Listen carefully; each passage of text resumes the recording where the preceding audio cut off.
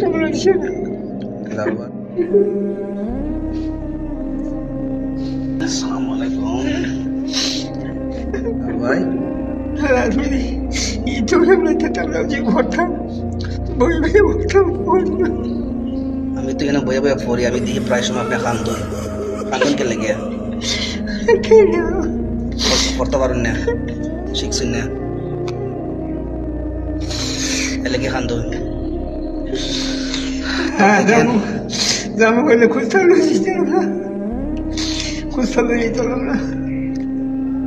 আসলে দেখেন, মানুষ আল্লাহকে যখন ভয় করে, মানুষে মারলে কিন্তু চোখ দিয়ে পানি আসে না, কিন্তু আল্লাহর ভয়ে যে নীরবে যে কান্না করছে এখানে, এটা কিন্তু কোনো দুঃখে কান্না না, জাস্ট শুধু আমি কি নিয়ে যাব।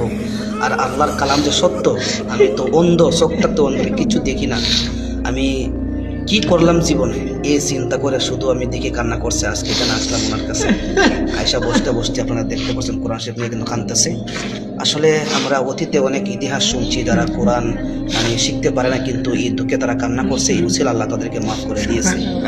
তো আমিও চাই, আসলে এই লোকটা অনেক সহজ সরল মানুষ, জারু ভাই অনেক সহজ সরল মানুষ, এত পেসমেস নাই। দোয়া করবেন আল্লাহ তাআলা যেন ওনার কান্নাকে কবুল করে। আর জাহান্নামের আগুন নিবানোর জন্য কোনো মেডিসিন নাই, একমাত্র চোখের পানি। আল্লাহর ঘরে বসে মাহে রমজান কান্না করতেছে, মাহে রমজানের উসিলা যেন আল্লাহ তাআলা মাফ করে দেয়। দর্শক, আসলে আমারও মনটা ভেঙে গেছে। সবাইকে আল্লাহকে ভয় করতে হবে।